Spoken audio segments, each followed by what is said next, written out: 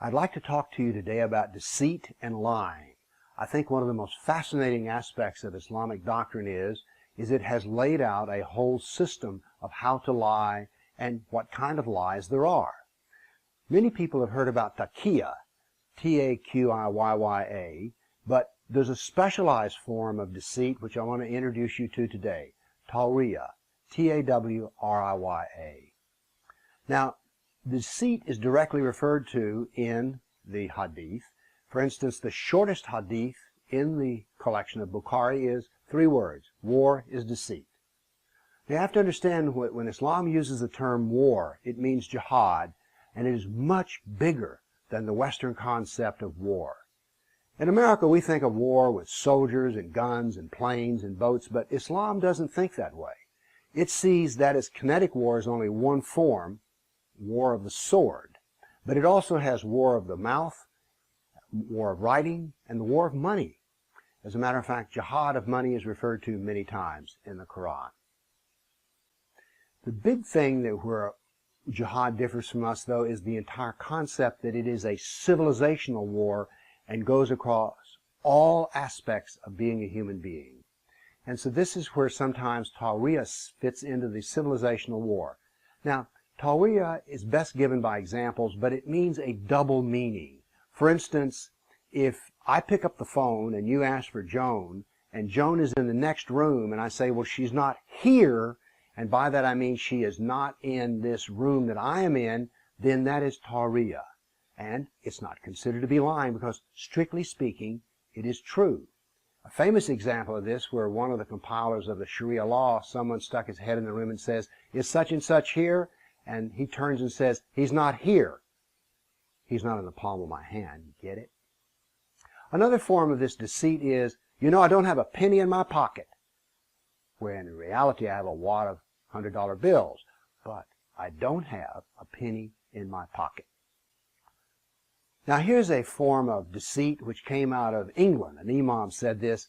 During the Christmas season, he says, you must understand we are to never, ever wish a Christian Merry Christmas, because that recognizes their pagan holiday.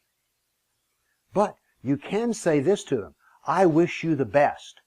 And in your mind, you know that the best would be that they become a Muslim. So now then you've satisfied the social aspect of it's a festive occasion, you've said something pleasant, but it's a lie. There's another famous one which is given in the Sirah, in which a man becomes Muslim, and this is in Ethiopia. And he knows that he's going to be asked about how he feels about Jesus, and so he writes on a piece of paper and puts it in his pocket, there is no God but Allah, and Muhammad is his prophet. And so he, in talking with the Christian king, says, I swear by, putting his hand here, thinking it's on the heart, that Jesus is Lord. But of course, what's in his pocket just contradicted that. Now, there's a very famous story which sets up the archetype of deceit. There was a Jew named Ka'b bin Ashraf, and he wrote a poem about Muhammad.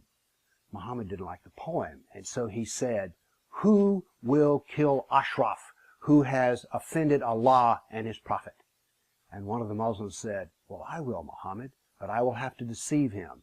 Muhammad, do so.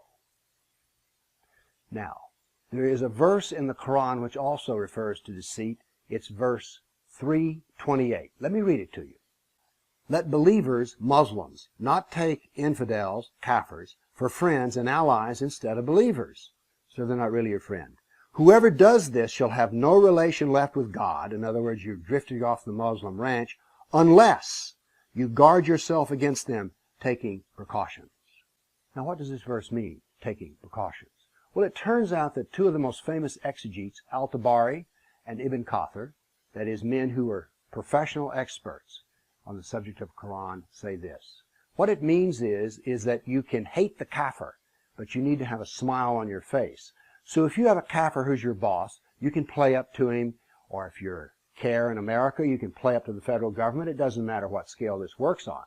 But you can pretend to be friendly. You can have a smile on your face as long as there is hatred in the heart. And that is the protection that Allah needs. Because the Muslim has to be very clear that he is not really the friend of the kafir. But because it's deceit, he must make him think that he is. Now, I've given you a lot to think about here, but I have not told you that every Muslim is a liar, as some might try to make this to be.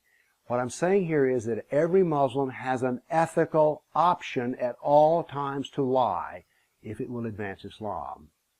Doesn't have to lie, but it is acceptable to lie. So think about that the next time you read something that Muslims say about Islam in America. Thank you.